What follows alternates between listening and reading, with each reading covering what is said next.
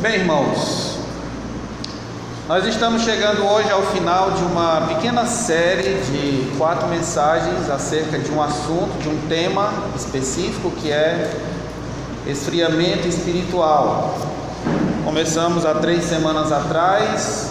Primeira oportunidade nós falamos um pouco sobre o que é um esfriamento espiritual. Falamos também na segunda oportunidade sobre identificando um coração frio ou um esfriamento. Falamos na semana passada sobre algumas causas de esfriamento. E hoje eu gostaria, portanto, de conversar com os irmãos acerca de uma proposta para que possamos tentar reaquecer o nosso coração, né? Ou então evitar que esse possa vir a esfriar. Eu gostaria de iniciar lendo uma passagem com os irmãos que se encontra no Evangelho de Lucas.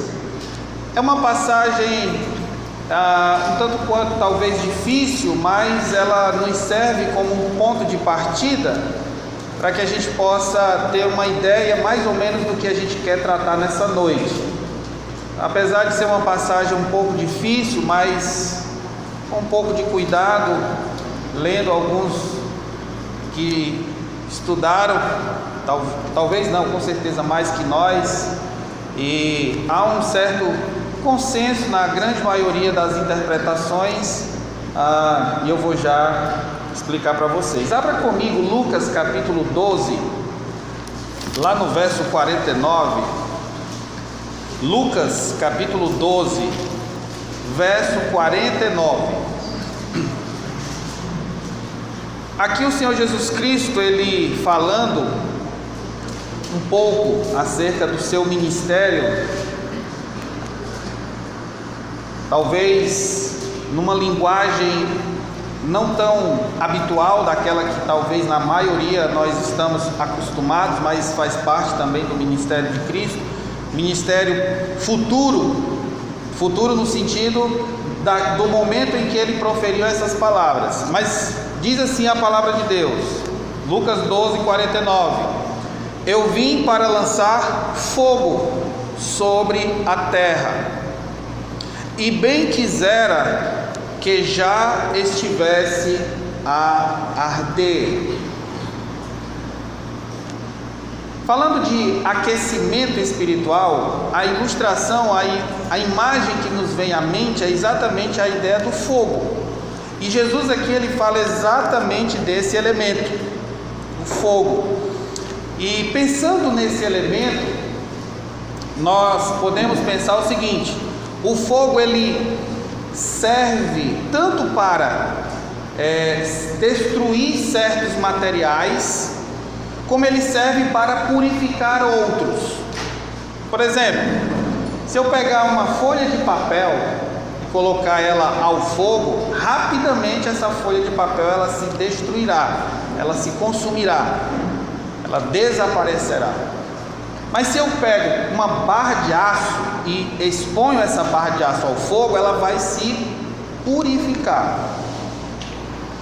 Então, com base nessa afirmação de Jesus, nessa palavra que acabamos de ler, nesse texto, nesse versículo, acredita-se, aí onde vem aquilo que eu estava colocando bem no início, que os estudiosos, aqueles que se debruçam de fato a estudar as Escrituras, há um consenso na grande maioria desses estudiosos que Jesus está falando exatamente dessa dupla função, exatamente essa dupla função do fogo, ou seja, a função de condenação, de julgamento, que lendo as Escrituras e no todo do texto bíblico nós vemos que o fogo ele vai ter essa função sim, um dia de julgamento e destruição, mas fala também, as Escrituras falam de fogo no aspecto da purificação.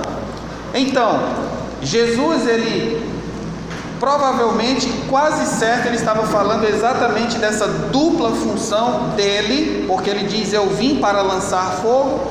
Então ele fala de um fogo tanto no aspecto de julgamento e destruição, mas fala também de um fogo que tem o aspecto da purificação, ok?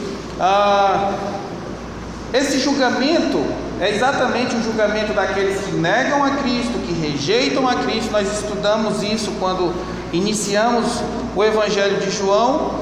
E a purificação é exatamente o processo de lapidação, de restauração, de aperfeiçoamento que é realizado nos santos, nos salvos, por meio do Espírito Santo de Deus, que Ele mesmo prometeu enviar. Então, hoje à noite, deixando um pouco de lado essa ideia do julgamento, porque ficaria para uma outra oportunidade, eu quero focar exatamente nesse aspecto da purificação com base nas palavras de Jesus aqui. Então, o desejo de Cristo, curiosamente, nós vemos aqui que ele manifesta um profundo desejo de que estas coisas já estivessem acontecendo, que elas já pudessem ser vistas. Ele bem diz aqui: eu quisera lançar, e ele diz mais: quisera que já estivesse a arder. Então esse é o desejo de Cristo. Então, há textos nas Escrituras que falam exatamente dessas duas possibilidades, dessas duas perspectivas, tanto de julgamento quanto purificação. Eu tenho aqui uma lista, nós não vamos ler, mas você pode anotar e conferir depois em casa. João capítulo 15, versos 5 e 6, ainda vamos passar por esse texto quando estivermos estudando o Evangelho de João. Paramos no final do capítulo 7, vamos retomar no capítulo 8, em uma nova oportunidade. 1 Coríntios capítulo 3, versos de 10 a 15, é um outro texto que fala dessa perspectiva do fogo, ou de julgamento ou de purificação. Então, essas duas aí, tem outras, mas essas duas lhe ajudará a entender isso. Meus irmãos, pensando então nesse anseio de Jesus Cristo, nesse desejo de Cristo que nós estivéssemos a arder pelo fogo da purificação. Se Jesus Cristo tivesse agora diante de nós, diante de mim, de você, olhando nos nossos olhos e nos fizesse a seguinte pergunta: como eu gostaria que você, meu filho, estivesse ardendo de zelo por mim, pela minha causa, pelo meu nome. Como eu gostaria que o trabalho de purificação do Espírito Santo na sua alma, de depuração das coisas que não prestam, de limpeza, de asepsia, estivesse bastante adiantado em seu ser, em sua vida, em sua alma. O que você, o que eu, o que nós diríamos para o Senhor? Você seria capaz de dizer: Senhor, eu estou ardendo sim pelo teu nome, pela tua causa. Eu estou ardendo, meu coração ele queima, ele arde profundamente de zelo, de amor por ti e pelo teu nome. Ou você diria: pois é, Senhor, eu ando muito ocupado e distraído com muitas coisas, e de fato eu ando meio frio, eu ando meio, desligado. Talvez entre essas duas possibilidades, esses dois extremos, talvez haja uma variação aí, entre um extremo e outro. E pense bem, porque essa possibilidade ela é real. A nossa vida, ela é como um vapor de neblina, e a qualquer momento nós poderemos nos deparar diante do Senhor. Então, pense nisso. Irmãos, como fazer para esquentar um coração que esfriou? Como fazer para aquecer um coração que está meio gélico, meio gelado para as coisas de Deus? Ou o que fazer para não permitir que tal situação aconteça? Eu poderia, a partir das outras mensagens, já que nós falamos sobre muitos aspectos, usar esses mesmos aspectos que nós já falamos, como lá na primeira mensagem eu falei sobre desmotivação. Olha, você precisa tomar cuidado sobre desmotivação. Olha, você precisa estar mais interessado, falando sobre desinteresse. Poderia usar esses mesmos elementos e falar deles ao inverso, mostrando que talvez não fazer tais coisas, não se envolver tanto com o mundo, como falamos nessa mensagem passada, seria bem válido fazer isso. Mas eu quero falar exatamente isso, mas por outro caminho, fazendo um outro percurso até de fato chegar nesse ponto. Eu queria falar para vocês através de um exemplo real nas Escrituras. E a partir desse exemplo, nós vamos ver algumas circunstâncias tiradas dessa situação real e dessas circunstâncias tirar lições práticas para a nossa vida prática no nosso dia a dia. Ou vamos ficar com 4, poderia estender para muitas outras, mas vamos ficar com 4 para não sermos alongados e também para que não entre tanta informação ao ponto de você depois não lembrar de muita coisa. O importante é que fixe. Abra a sua Bíblia em Lucas capítulo 24. Lucas capítulo 24. E com base no relato de um acontecimento em que Jesus interagiu ali com 2 discípulos dele, uma conhecida história de 2 discípulos de Jesus, no dia da ressurreição, no domingo da ressurreição, eles estavam saindo de Jerusalém por um caminho em direção a uma pequena aldeia chamada Emaús. Essa aldeia fica aproximadamente 12 quilômetros distante de Jerusalém. E durante o percurso, em um dado momento, esses discípulos eles têm um encontro, e aí no texto nós vamos ver aqui. A minha talvez tentação é de entrar em muitos detalhes nesse texto. É um texto interessantíssimo, mas eu vou me conter para não fugir das observações que estão aqui anotadas.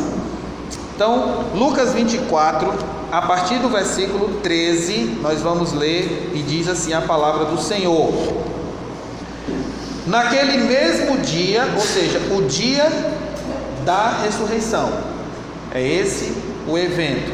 Naquele mesmo dia, 2 deles estavam de caminho para uma aldeia chamada Emaús, distante de Jerusalém 60 estádios, ou seja, 12 quilômetros. E iam conversando a respeito de todas as coisas sucedidas. Aconteceu que, enquanto conversavam e discutiam, o próprio Jesus se aproximou e ia com eles. Os seus olhos, porém, estavam como que impedidos de o reconhecer. Então lhes perguntou Jesus: que é isso que vos preocupa? E de que ides tratando à medida que caminhais? E eles pararam entristecidos. Um, porém, chamado Cleopas, respondeu dizendo, é interessante a pergunta desse discípulo, desse homem, Cleopas. A pergunta dele: és o único, ele falando para o próprio Jesus, és o único porventura que, tendo estado em Jerusalém, ignoras as ocorrências desses últimos dias? Olha para quem está fazendo essa pergunta. Ele lhes respondeu, ou lhes perguntou, quais? Quer dizer, Jesus entra meio que no jogo deles, para ver até onde eles vão. E explicaram o que aconteceu a Jesus, o Nazareno, que era varão profeta, poderoso em obras e palavras, diante de Deus e de todo o povo. Olha o tamanho do elogio deles para o próprio Jesus. E como os principais sacerdotes e as nossas autoridades o entregaram para ser condenado à morte e o crucificaram. Ora, nós esperávamos que fosse ele quem havia de redimir a Israel. Mas, depois de tudo isso, é já o terceiro dia desde que tais coisas sucederam. É verdade também que algumas mulheres das que conosco estavam, nos surpreenderam, tendo ido de madrugada ao túmulo, e não achando o corpo de Jesus, voltaram dizendo terem tido uma visão de anjos, os quais afirmam que ele vive. De fato, alguns dos nossos foram ao sepulcro e verificaram a exatidão do que disseram as mulheres, mas não o viram. Então lhes disse Jesus, depois de toda essa explanação, dos últimos acontecimentos, aí como Jesus reage? Ele diz, então lhes disse Jesus, ó nécios e tardios de coração, para crer tudo o que os profetas disseram. Porventura não convinha que o Cristo padecesse e entrasse na sua glória? E começando por Moisés, discorrendo por todos os profetas, expunha-lhes o que a seu respeito constava em todas as Escrituras. Quando se aproximaram da aldeia para onde iam, fez ele menção de passar adiante, mas eles o constrangeram, dizendo, fica conosco, porque já é tarde, o dia já declina.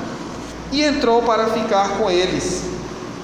E aconteceu que quando estavam à mesa, tomando ele o pão, abençoou e tendo partido lhes deu. Então se lhes abriram os olhos e o reconheceram, mas ele desapareceu da presença deles. E disseram um ao outro, porventura não nos ardia o coração quando ele pelo caminho nos falava, quando nos expunha as Escrituras? E na mesma hora, levantando-se, voltaram para Jerusalém, onde acharam reunidos os 11 e outros com eles, os quais diziam, o Senhor ressuscitou e já apareceu a Simão. Então os dois contaram o que lhes acontecera no caminho e como fora por eles reconhecido no partir do pão. Vamos orar? Nosso Deus, essa é a hora mais nobre deste encontro aqui, a hora em que a Tua palavra está sendo exposta. Ó Deus, que o Teu Santo Espírito cumpra sua missão como iluminador dos nossos corações, e que possamos abrir os nossos olhos, como esses homens em um dado momento abriram, e que possamos compreender com clareza o que o Senhor tem revelado através da Tua palavra para o nosso próprio crescimento e desenvolvimento espiritual. Te oramos em nome de Jesus. Amém. Reaquecendo um coração frio ou evitando que um coração esfrie. Nós vimos aqui o relato de 2 discípulos de Jesus caminhando de Jerusalém para Emaús. Eu gostaria de, com você, observar algumas circunstâncias em que esses homens estavam ou se encontravam quando o coração deles ardeu, como nós vimos aqui no próprio texto. Primeira circunstância, eles estavam totalmente sensíveis emocionalmente por causa da morte de Cristo, ou seja, eles estavam tristes. Lá no verso 17 nós vemos isso. Então, primeira circunstância, eles estavam sensíveis emocionalmente por causa da morte de Cristo. Eles estavam tristes, abatidos. Segunda circunstância a ser notada aqui no texto: eles estavam na companhia do próprio Jesus. Versículo 15, o texto diz que Jesus ia com eles. Então é uma outra situação, circunstância a ser notada aqui. Terceira circunstância a ser notada no texto: eles foram abundantemente expostos às Escrituras. Versículos 26, 27 e 32.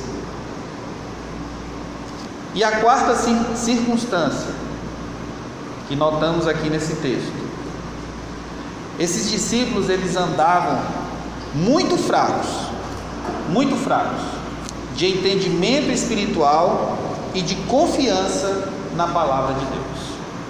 Andavam fracos de entendimento espiritual e de confiança na palavra de Deus. Versos 21 e 25.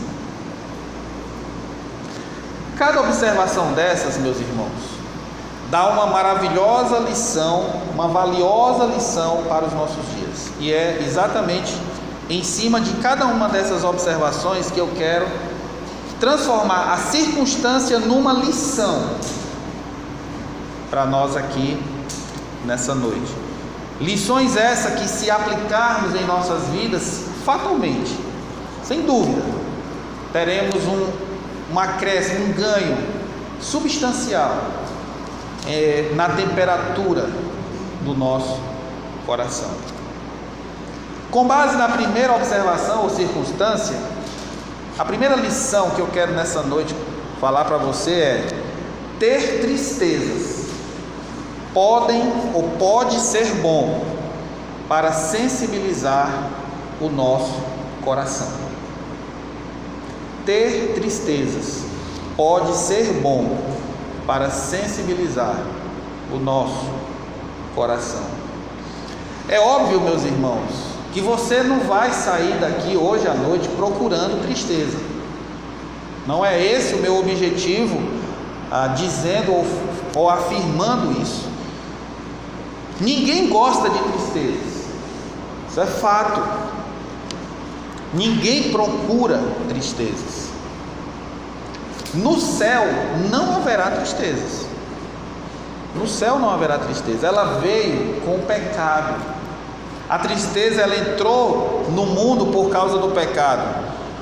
Sim, mas é fato que a tristeza, a dificuldade, o sofrimento, a angústia, a doença e até a morte sensibilizam o nosso coração. Isso é tão verdade que o rei Salomão, as Escrituras dizem, o homem mais sábio de sua época, ele escreveu lá em Eclesiastes 7, verso 2, dizendo que é melhor ir à casa onde há luto do que na casa onde há riso, porque nesta, ou seja, onde há luto, se vê o fim de todos os homens, e nisto considere o homem. Então note que as tristezas, elas trazem essa sensibilidade. É interessante que em um ministério anterior, na igreja onde eu trabalhei, a igreja, ela tinha um projeto de, no dia de finados, fazer um trabalho evangelístico nos cemitérios. E era impressionante como as pessoas eram receptivas a ouvir a palavra de Deus. Impressionante. Rapaz, era quase impossível você se aproximar de alguém para trazer uma palavra de conforto para aquela pessoa, uma palavra com base, claro, na palavra de Deus, mostrando que a morte não é o fim de tudo, que Jesus é a ressurreição e a vida. E quase zero você recebia alguém dizendo não ou lhe impedindo de falar. Pelo contrário, as pessoas, você concluía e ela meio que insistia para que você continuasse falando mais alguma coisa. Meus irmãos, graças a Deus que o nosso Deus, Ele nos diz, nos afirma e nos promete socorrer o abatido de coração. Isaías 57, verso 15 fala disso. Salmo 34, verso 18. 2 Coríntios capítulo 7, verso 6, são vários textos que Deus, na sua infinita graça e misericórdia, Ele promete acolher e socorrer o abatido. Mas, meus irmãos, quando as tristezas aparecerem ou chegarem em minha vida ou na sua vida, trate-as com carinho, por incrível que pareça. Sabe por quê? Porque você pode ver nessas tristezas, ou nesse momento de tristeza, uma oportunidade de dar um salto em seu crescimento espiritual. Note que esses homens aqui, eles estavam entristecidos no início do texto, e olhe como eles estavam no final do mesmo texto que lemos. Compare as duas realidades no início e lá no final. Eles só andaram 12 quilômetros. Talvez Jesus, quando encontrou com eles já talvez estavam aí pelo menos um terço do percurso percorrido. Claro, aqui é uma possibilidade. Em pouco mais de 8 quilômetros de caminhada, houve um câmbio, uma mudança na maneira como aqueles homens olhavam as coisas. As tristezas podem servir como uma ponte para um reavivamento espiritual. Caso de Davi, a tristeza de Davi serviu como ponte para que ele tivesse uma mudança na sua maneira de ver Deus, encarar as coisas de Deus e o seu relacionamento com Deus. Então guarde essa lição com você. Não sei como anda a sua vida, pelo menos nos mínimos detalhes, apesar de que a gente se vê, normalmente nós, quando nos encontramos, fazemos aquela tradicional pergunta: e aí, como vai? E a resposta padrão é o quê? Tudo bem, vai bem. Dificilmente eu encontro alguém que, quando eu pergunto como é que vai, a pessoa diz: não, pastor, não estou bem não, estou precisando de oração, estou mal. Um pouco disso é talvez a nossa ideia, a falsa sensação de não transparecer para as pessoas que somos fracos.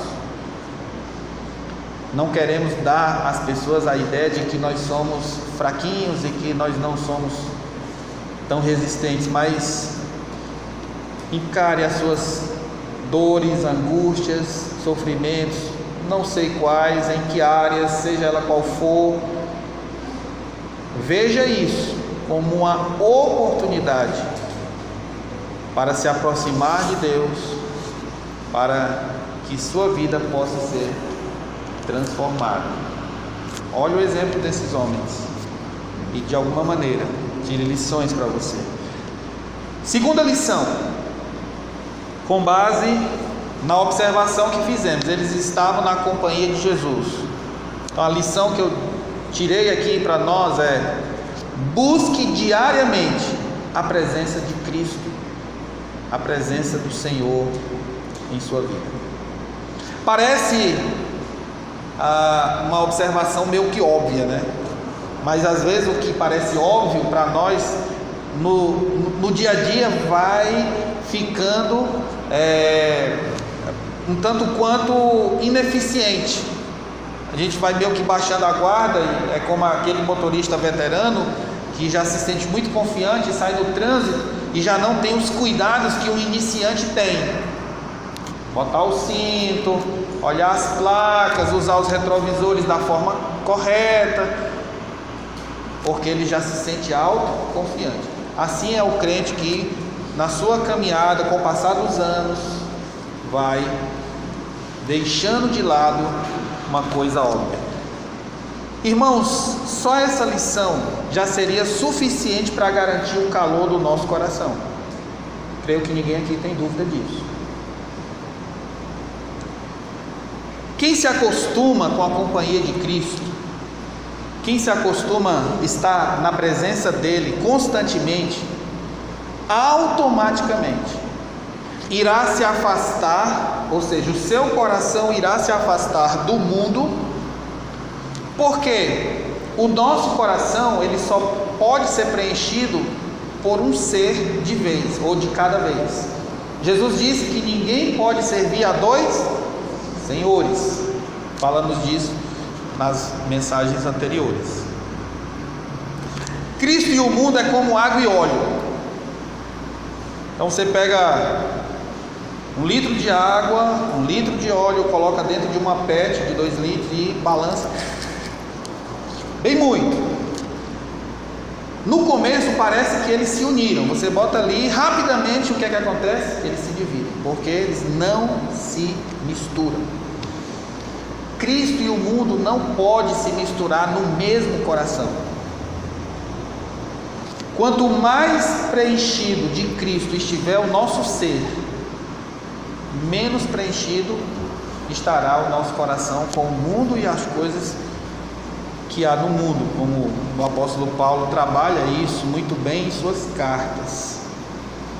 E o inverso é verdadeiro. Quanto mais cheio estivermos do mundo, das coisas que já falamos aqui, várias delas em outras mensagens da mesma série, menos de Cristo, Cristo vai se tornando menos presente em nosso coração e, portanto, refletir isso na nossa vida, através do nosso falar, do nosso comportamento, etc. Meus irmãos, o nosso coração precisa ser preenchido pelo Senhor Jesus Cristo, a companhia dele. Efésios 5,18 fala disso. Mas enchei-vos do Espírito. A nossa mente precisa ser preenchida com as coisas do alto. Colossenses 3, verso 2. Pensai nas coisas lá do alto. Filipenses 4,8 diz que tudo o que vem de Deus, seja isso que ocupe o vosso pensamento. Isso faz parte do processo de internalização da pessoa de Cristo.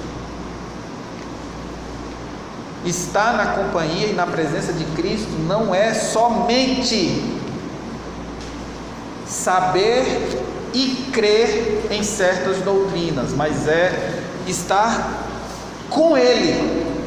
Eu ouvi uma frase alguns anos atrás, que essa frase me chamou a atenção e eu, sempre que é necessário, eu gosto de repetir. Muitas vezes, irmãos, nós fazemos muitas coisas para Deus e poucas com Deus. E como pastor, como talvez um líder de departamento, ou como um crente considerado comum, né, que não tem ainda nenhuma grande responsabilidade na igreja ou no reino de Deus, nós podemos cair nesse grave erro de fazermos muito para Deus e pouco com Deus. Precisamos preencher o nosso ser, nosso coração de Cristo e das coisas do alto. Quando isso começar a acontecer, sabe o que é que vai acontecer?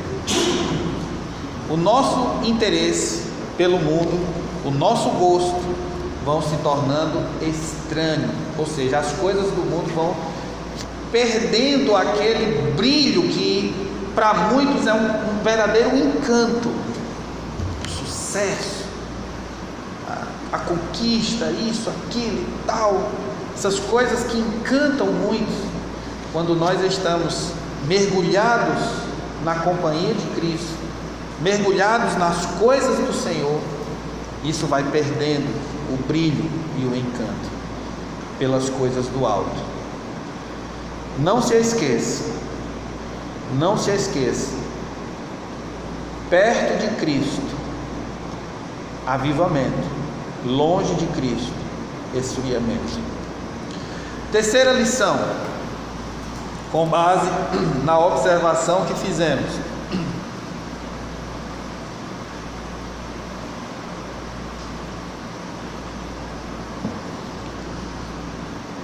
Eles foram expostos às Escrituras. Lição prática para nós: exponha-se diariamente à palavra de Deus. Diariamente. E eu até coloquei aqui, e de várias formas. Tem alguns irmãos que eu conheço que gostam, por exemplo, de fazer poesias bíblicas. Tem irmãos que escrevem hinos com base em doutrinas da palavra de Deus.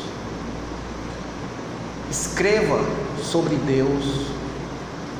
Tenha um caderno pessoal de anotações do seu devocional, do seu tempo a sós. E daqui a um tempo você pode pegar esse material e reler. E você vai se maravilhar com coisas que naquele tempo que você escreveu, coisas que você talvez derramou seu coração na presença de Deus através de um texto que você leu e falou ao seu coração, e que você estava meio desanimado, você estava meio mal, e Deus ele transformou a situação. Como diz, a turbulência pode vir à noite, mas a bonança vem pela manhã. E você vai ver como Deus é maravilhoso. Sabe, irmãos, nós que somos pastores, e eu já tive a oportunidade de conversar com alguns colegas, e uma coisa que nos entristece, e eu vou falar isso com muito cuidado, mas eu vou falar, uma coisa que nos entristece, mas tanto quanto nos entristece, nos preocupa, é porque, sabe, não se trata às vezes de uma estatística ou de que alguém está ali com papel anotando quem está vindo, quem não está vindo. Não se trata de número, mas o que mexe com o nosso coração, e acredito que todo pastor que de fato tem um chamado, ele olha tudo isso e com uma certa preocupação, porque muitas vezes nós nos sentimos impotentes em transmitir não só a palavra de Deus, mas transmitir para os nossos ouvintes o peso, o valor que tem uma pregação, um estudo, uma aula pautada na palavra de Deus. E sabe, quando às vezes nós vemos oportunidades sendo desperdiçadas, nós ficamos tristes e preocupados, porque para muitos esse momento aqui é o único momento na semana em que a pessoa tem a oportunidade de sentar e ouvir uma explanação da palavra de Deus. E quando isso é perdido, isso não vai ser recuperado.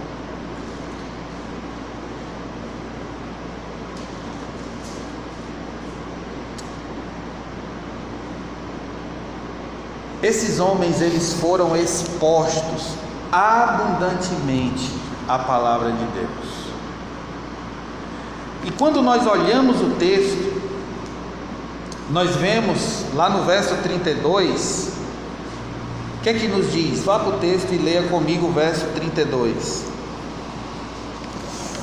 E disseram um ao outro: porventura não nos ardia o coração quando por ele no caminho ou pelo caminho nos falava, quando nos expunha as Escrituras? Meus irmãos, hoje nós não temos a presença física de Cristo aqui conosco. Como por exemplo, esses homens tiveram o prazer, a oportunidade de caminhar com Cristo ali por aquele caminho e conversar pessoalmente, fisicamente, ele ali ao lado, poder tocar nele. Nós não temos esse privilégio. Nós temos o privilégio da presença de Cristo, sim, através do Espírito Santo, por ele enviado, que habita em nós e que fala ao nosso coração. Sim, nós temos. Mas a presença de Cristo, não. Mas ao contrário daqueles homens, nós temos o que eles não tinham. Porque nos dias daqueles homens, eles não tinham tanto acesso a uma palavra escrita. Primeiro porque o Antigo Testamento, uma cópia era algo extremamente difícil de se possuir, de se conseguir, pelo valor e pela própria escassez. O Novo Testamento nem existia, ele estava ainda em processo de organização. Ainda não haviam sido nem escritos os livros do Novo, as cartas, por exemplo, do Novo Testamento. Ainda estava em processo de formatação. Nós temos a palavra de Deus hoje em nossas mãos. E você nota junto comigo que Deus, através do Espírito Santo, inspirou Lucas para deixar registrado para nós que um dos fatores que traz aquecimento de coração é quando nós nos expomos à palavra de Deus. É como se Deus tivesse dito, o Espírito Santo dito para Paulo: coloque aí, para ficar registrado aqui, esse é um dos meios, ou o meio mais eficaz, pelo qual um discípulo, um servo, tem o seu coração aquecido. Esse, meus irmãos, talvez seja o ponto que muitas vezes nós precisamos que acenda em nossa mente. Nós não temos tanta sensação de perca por faltar um culto, passar um dia sem ler a Bíblia, como teríamos se tomássemos um prejuízo financeiro. Um prejuízo financeiro nós lamentamos, mas um dia de não vir na igreja, um dia de não ler a Bíblia, não, aí eu recupero amanhã. Esse é o ponto. O ponto. Se expor as Escrituras é dar ao nosso próprio coração a chance de incendiar de amor pelo próprio Senhor. quanto mais nos enchemos da palavra de Deus, aumenta o nosso amor por Cristo, aumenta a nossa fé, aumenta o nosso conhecimento, porque ela por si só fala ao nosso coração. Ela por si só fala ao nosso coração. Quarta lição.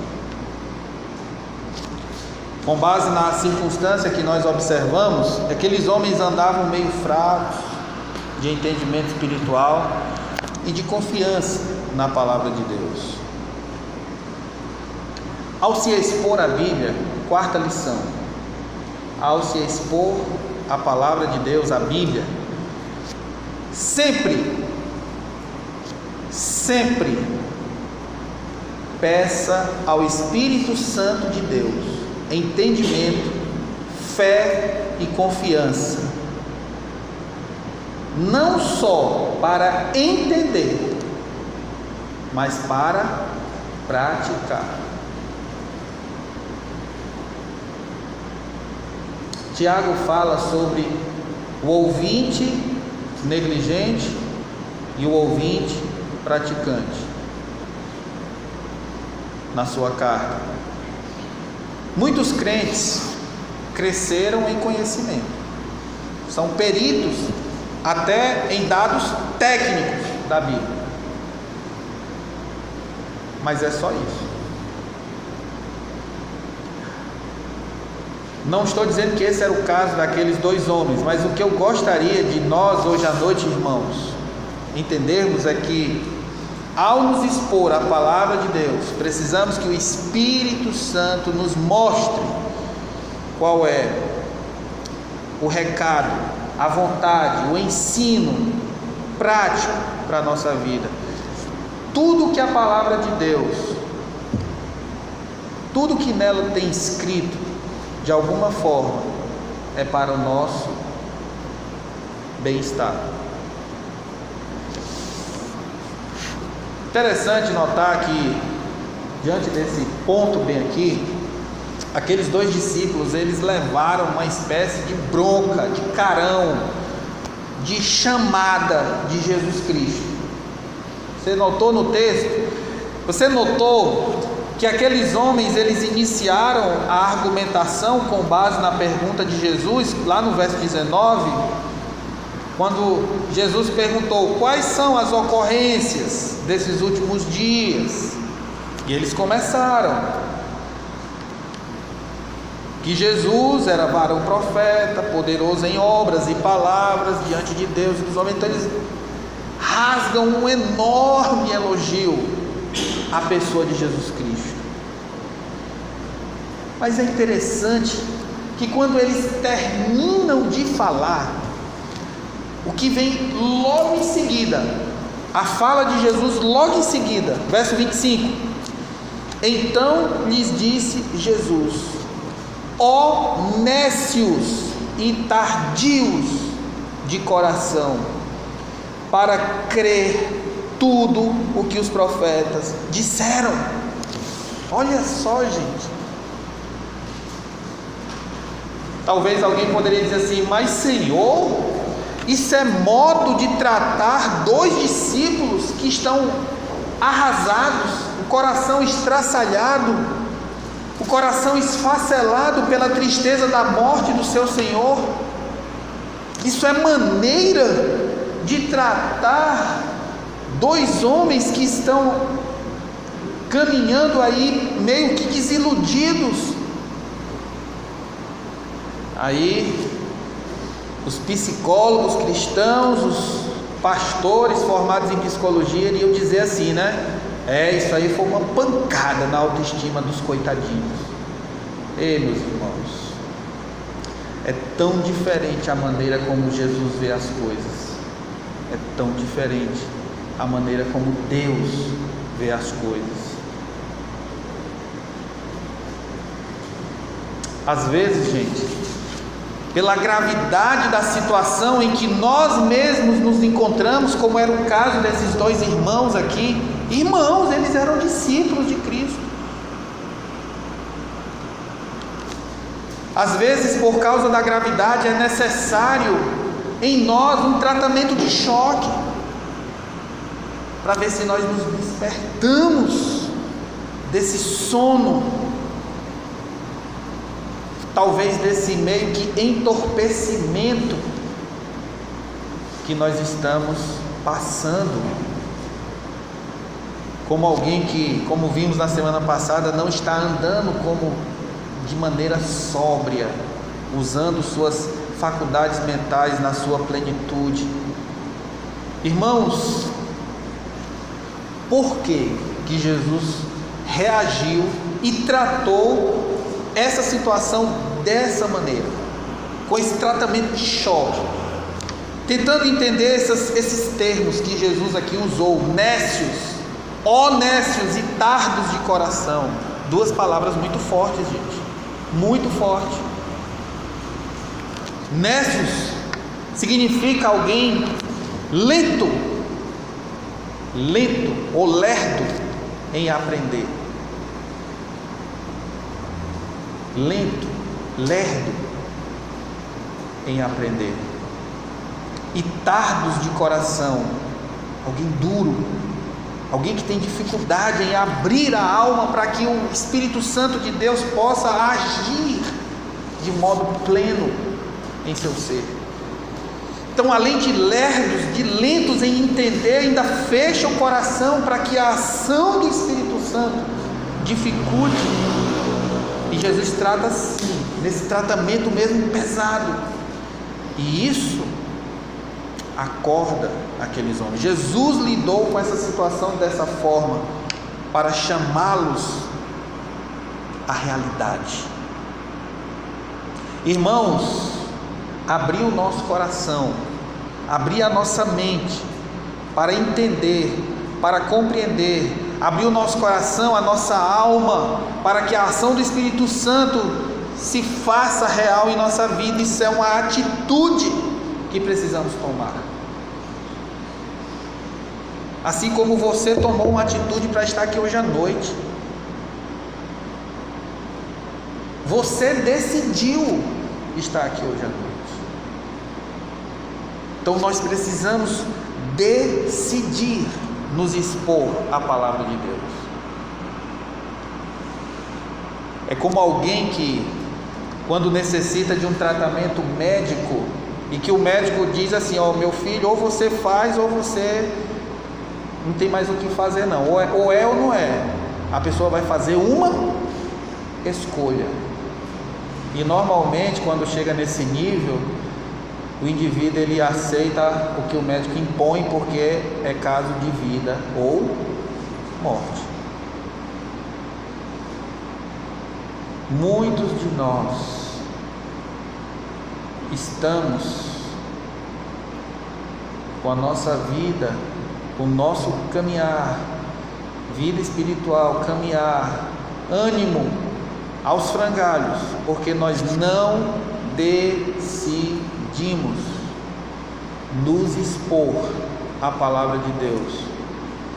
E não só nos expor, mas com a ajuda do Espírito Santo de Deus para nos ensinar.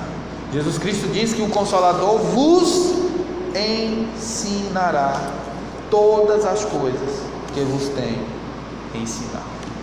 Todas as coisas. Trabalho do Espírito Santo de Deus. Jesus tomou essa decisão de agir dessa forma, porque Ele sabe que a sua palavra é fundamental para manter o calor espiritual. O Espírito Santo trabalha na nossa vida, nos aquecendo, e sabe qual é o combustível que Ele usa? É a palavra. Se não tem combustível, é como o carro, né? Você quer andar sem gasolina, o que é que vai acontecer? Vai ficar no prego. Quer que o Espírito Santo haja em você ou haja em mim sem palavra, é carro sem gasolina, não vai, não anda. É por isso que Jesus Cristo Como é que diz aqui no verso 27? Começando por Moisés, discorrendo por todos os... Ou seja, Jesus deu uma aula em 8 quilômetros de todo o Antigo Testamento. Pense na pregação expositiva. História da esperança. Meus irmãos, não tem mágica. Tem crente querendo inventar moda. Eu posso ser forte sozinho em casa. Eu posso ser forte lendo a Bíblia sozinho. Eu posso assistir pregação pela internet. Não adianta. Se fosse para ser assim, Jesus não tinha inventado esse negócio chamado igreja.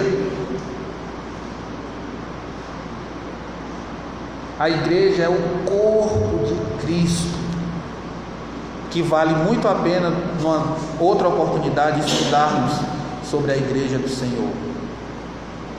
Jesus sabe que as Escrituras é o combustível, o ensino, a fundamentação é o combustível que incendeia o nosso coração.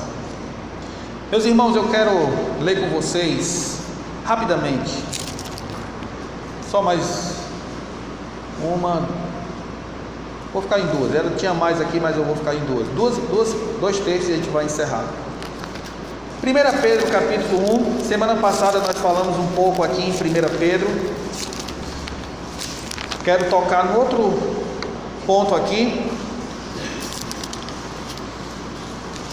Semana passada nós falamos acerca da santidade como uma parte da nossa santidade está na nossa iniciativa, quando o próprio texto, o Espírito Santo aqui falando através de Pedro, ele diz: tornai-vos, verso 15 do capítulo 1, né?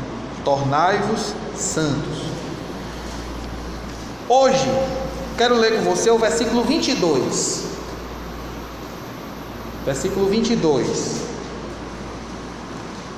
que diz assim: tendo purificado a vossa alma pela obediência à verdade, tendo em vista o amor fraternal não fingido, amai-vos de coração uns aos outros ardentemente.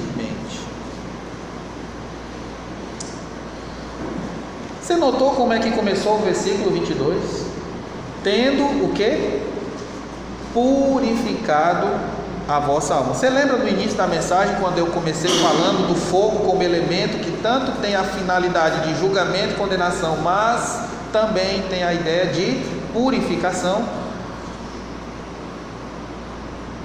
O Espírito Santo, o fogo, a ideia desse elemento agindo em nós, ele nos purifica. Agora, como é que o Espírito Santo purifica a nossa alma? Como é? Leiam aí. Alguém, em nome de todos, leia aí. Como é que o Espírito Santo purifica a nossa alma? O fogo do Espírito Santo purifica. Pela vossa obediência a... Onde é que está a verdade? Em outdoor? Não, é aqui, ó. O apóstolo Pedro foi no ponto que Jesus Cristo falou lá em Lucas 12 e repetiu em Lucas 24 no caminho de Emaús. Pedro foi no ponto. E qual é o resultado? Qual é o resultado de um coração, de uma alma purificada por meio da palavra, que é o combustível que incinera o nosso coração? Qual é o resultado? Isso vai se manifestar através do nosso andar. Aqui o elemento é o amor, e ele diz: tendo em vista o amor fraternal não fingido, amai-vos de coração uns aos outros ardentemente. Essa palavra ardentemente, que traz essa ideia do fogo, pesquisando no original, ela não significa, a ideia não é fogo, é intensamente. Poderia ter sido traduzido como intensamente, mas não muda a essência do que a gente está falando aqui. Ela mantém o padrão de tradução. Então note que o nosso andar, o nosso caminhar, os nossos relacionamentos serão transformados para um patamar superior de amor. E não só os nossos relacionamentos em termos de amor, mas em todos os níveis, através do eficaz trabalho do Espírito Santo em nossa alma, trabalho de purificação. Esse é o trabalho eficaz. Através do que, gente? Da palavra de Deus. Vocês entendem por que muitas vezes os pastores ficam, talvez essa palavra desesperado é muito forte, mas angustiado, da taquicardia, quando a gente nota que parece que não consegue atingir esse ponto no coração dos nossos ouvintes, mostrando o peso do que é 1 hora, 50 minutos, 1 hora, 1h10, e quando está bom até 1h30 de ensino puro da palavra de Deus. E quando se perde.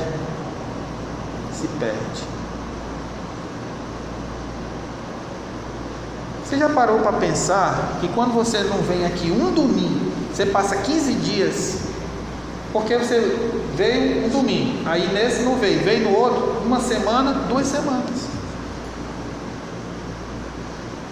Gente, 15 dias é muito tempo.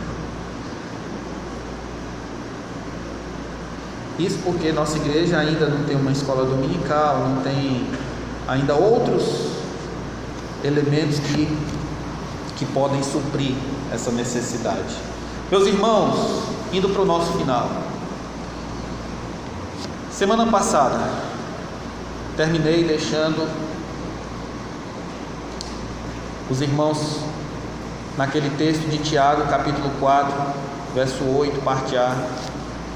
Você pode estar no seu íntimo agora, com toda a sinceridade do seu coração, dizendo: Senhor, eu admito que talvez eu tenha falhado nisso, em várias coisas que eu vi durante essas semanas aqui.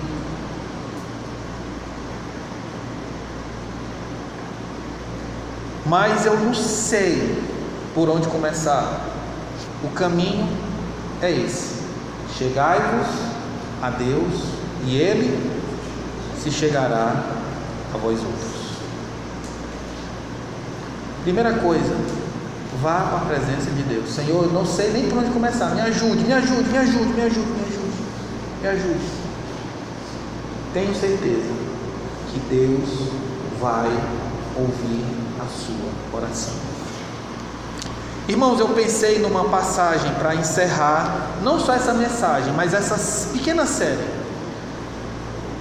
que não foi exaustiva, não foi talvez até tanto superficial, mas a ideia é trazer à nossa mente uma reflexão de uma situação que é muito mais real do que mesmo nós podemos imaginar. O texto é Provérbios capítulo 4. Eu vou encerrar com esse texto.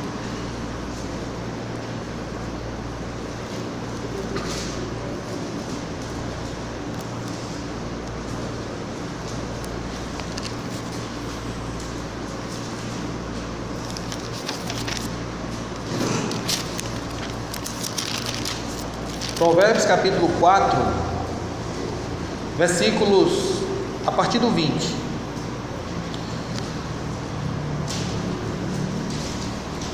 Diz assim: Filho meu, atenta para as minhas palavras. Aos meus ensinamentos, inclina os teus ouvidos. Não os deixes apartar-se dos teus olhos. Guarda-os no mais íntimo do teu coração. Porque são vida para quem os acha e saúde para o teu corpo. Sobre tudo o que se deve guardar, guarda o coração, porque dele procedem as fontes da vida. Irmãos, o que há de mais precioso no seu ser como um todo é o seu coração. Se tem uma coisa que você precisa cuidar, guardar, proteger, alimentar, zelar, é o seu coração. E quando eu falo coração, não estou falando desse órgão aqui, feito de músculo, de carne, que tem partes e que funciona bombeando sangue aí para todo lugar do corpo. Não. O coração nas Escrituras é traduzido como o centro da vida. É o âmago do nosso ser. É de lá onde procede todos os intentos, todas as nossas decisões que nós fazemos todos os dias, das mais simples às mais complexas. É disso que Deus está falando.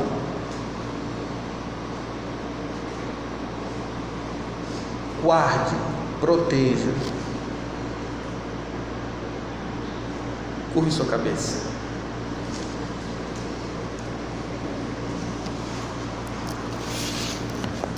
Nosso desejo nessas semanas aqui é trazer para nós esse desafio, para que nós não venhamos nos ver mergulhados numa situação em que, como num pântano, numa areia movediça, estamos afundando e não encontrar meios para nos agarrar e sair dessa zona de perigo.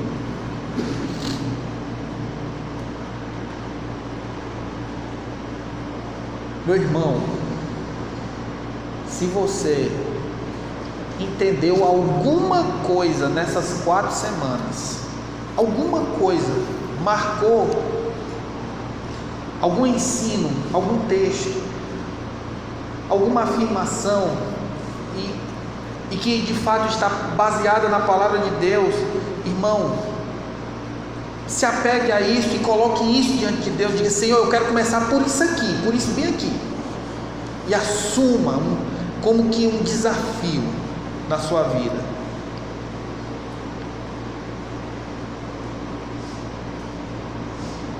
Não deixe que as aves entrem no seu coração e roubem essas sementes. Cerque seu coração de tal modo que você impeça que essas aves levem essas sementes, que elas possam descer pela terra do seu coração e elas possam brotar e frutificar.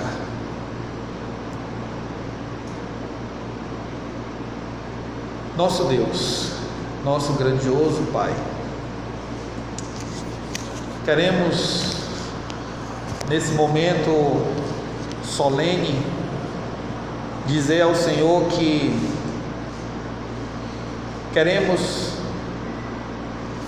que o Senhor inicie a obra em nossas vidas, mas ao mesmo tempo que haja em nosso coração a disposição, o interesse, a renúncia do nosso próprio eu, para que o teu agir e a nossa vontade se realize. Como diz a tua palavra, o Senhor efetua em nós tanto querer como realizar, pois que assim seja, Senhor. Que corramos para uma vida na tua presença, que venhamos a nos expor à tua palavra diariamente, que roguemos cada dia o agir do teu Espírito Santo no nosso coração, nos fazendo cair as escamas dos nossos olhos para enxergar o peso da verdade que muitas vezes queremos camuflar, queremos abrandar, mas que o teu Espírito, que o Senhor, assim como fez com aqueles dois irmãos no caminho de Emaús, o Senhor, se necessário for, nos dê, nem que seja um choque, um tratamento de choque para acordar, que estejamos prontos para enfrentar essa nova semana, essa luta, começando amanhã na segunda-feira, e assim possamos, ó Deus, cada dia um passo a mais, um degrau a mais, e assim possamos ver frutos em nossas vidas, nas vidas dos nossos irmãos, na tua igreja, e assim possamos ver o teu reino prosperar. Obrigado, Deus, pela vida e pela presença de todos que aqui estiveram, que ouviram, que o inimigo não possa usar a tua própria palavra para trazer confusão, mas que o teu Espírito Santo retire todos os embaraços, todos os entraves, para que essa palavra penetre no nosso ser, na nossa mente, no nosso coração, de modo límpido, claro e transparente. Esse é o nosso desejo. Em nome de Cristo Jesus, nós te oramos. Amém.